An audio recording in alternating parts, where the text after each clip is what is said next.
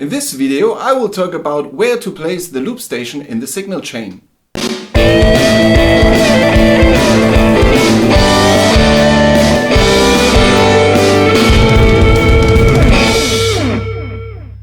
How to Loop Part 4! Welcome! In the first 3 tutorials I used only the guitar, the loop station and the amplifier. So the setup was simple and the order of the gear was clear. But there is one big disadvantage in that simple setup. I can only use one sound for the loop signal and the live signal. But sometimes I want to have more. For example, I want to have a sound for the rhythm guitar and I want to have a sound for the lead guitar. Therefore, I got my pedalboard. Now we have 4 elements and 2 ways of setting them up. Option number 1 is guitar, loop station, pedalboard, amplifier. Option number 2 is guitar, pedalboard, loop station, amplifier. There is no wrong or right, but the 2 setups act differently. Let's check out option 1. The loop station records the signal that comes from the guitar and plays it back. When I turn pedals on and off, this will affect the signal that comes from the guitar and the loop station. In the following example, I play a riff derived from Born Under a Bad Sign. When the looper plays back, I switch on and off some effects and you can hear how this affects the looper signal.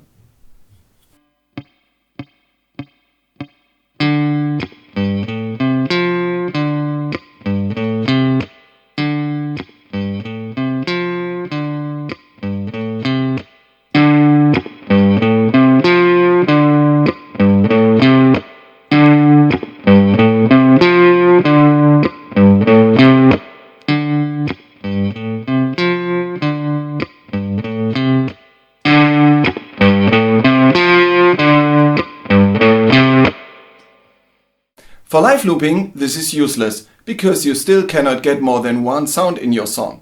But there is an interesting scenario. If you want to try out different effects, it can be useful to record a riff or a solo with the loop station and let it play. Then you can start changing the effects and listen how it sounds without having to play in the same time. Now let's have a look at option number 2. In this setup, the looper records the guitar signal including the effects. That means that when I change the effects after the recording of the loop, it will not affect the already recorded takes. This is what you're looking for in a live loop setup. Now I will play the riff again, do a little overdub and play some solo over it. Note how I can use different sounds now.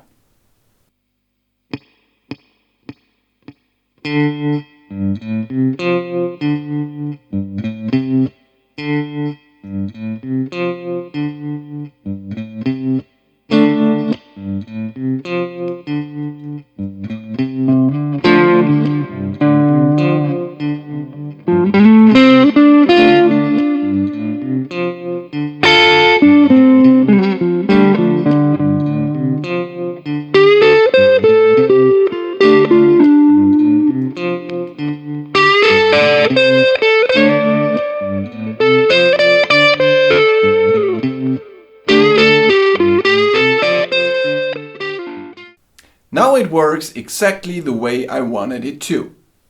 If your amp has multiple channels or sounds, you can check if the amplifier has an effect send and return connector.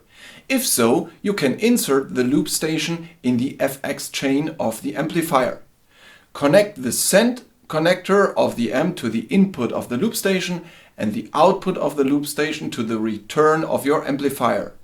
Then the looper will record the signal including all the sounds from the preamp of the amplifier.